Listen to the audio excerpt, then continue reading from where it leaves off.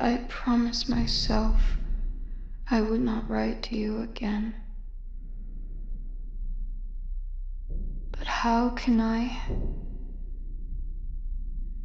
Barely breathing with the weight of your shadow upon me, I can't help but think about you.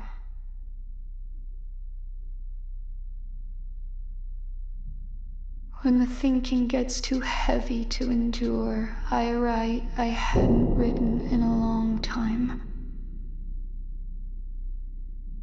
But how come every time you come around, I just get a desperate need to write about you, and only you?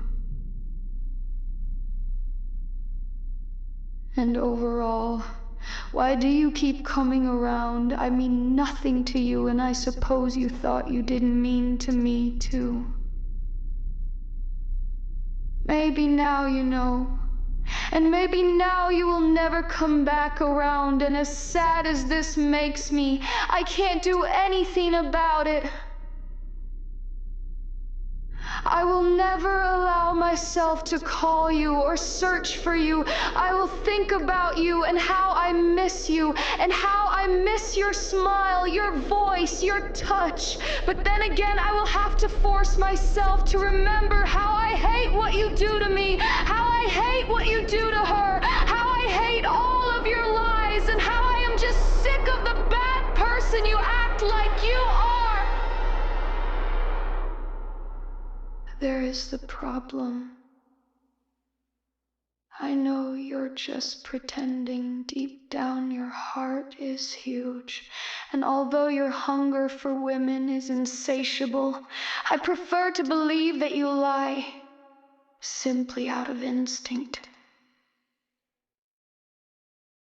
You've been hurt, and you have loved.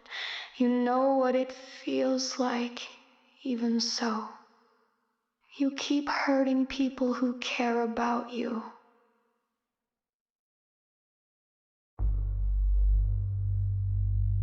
I never gave you a reason to treat me in any way other than the way you do, like I don't deserve nothing. But I gave you my most sincere words, thoughts, and confessions. I opened up my heart to you, and so did you. This got lost somewhere between your myriad of lies, but I know it existed at some point. As hard as it is to admit, I let you into my heart silently, so not you or anyone would notice. Maybe not even me. It's hard to admit, but I'm just trying to forget. I'm writing to let it out. In the heart of an ancient forest, where moonlight barely pierced the tangled canopy, Helera prowls, her silver eyes glinted, sharp as the stars, her raven hair spilling like shadows over her pale shoulders. A vampire, centuries old, she hunted alone, her existence a quiet symphony of hunger and solitude. Tonight the air was thick with mist, and the scent of something unfamiliar. A faint, intoxicating trace of blood and roses drew her deeper into the woods.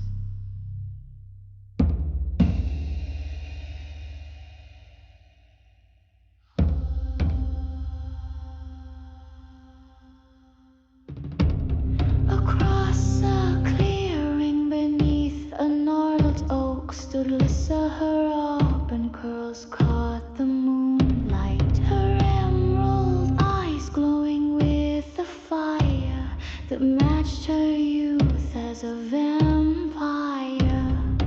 Barely a decade turned, she sensed a lava before she saw her, a prickle of danger and a lure that set her pulse racing, though her heart no longer beat. Their gazes locked, the world fall in silence,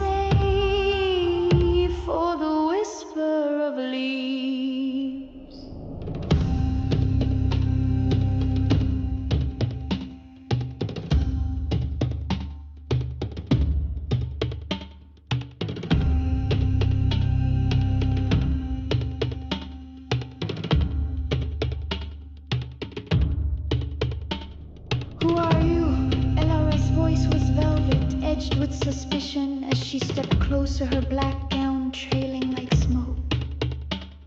Lissa tilted her head, a playful smirk curling her lips. Someone who doesn't fear you. Hunter. The air crackled between them, charged with something beyond the hunt. Ella, used to commanding fear, felt a spark of curiosity.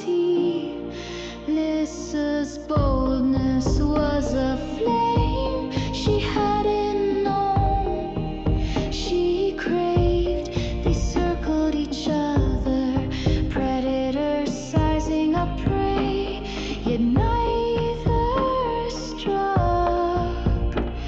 Instead, Lissa reached out, her fingers grazing Ara's wrist. Cool skin against cool skin, Ella froze, not from fear, but from the rush of warmth that shouldn't exist in their undead veins. Why do you linger? Ella asked, her voice softer now, searching Lissa's eyes. Because I see you. Lissa whispered, stepping closer. Not the monster, but the soul still clinging to the dark. In that moment, the forest seemed to hold its breath. Alara, who had shunned connection for centuries, felt her walls crumble under Lissa's unflinching gaze. Their lips met, tentative at first, then fierce, a collision of longing and eternity. The kiss was a vow sealed in moonlight, binding two creatures of the night in a way neither blood nor time could unravel.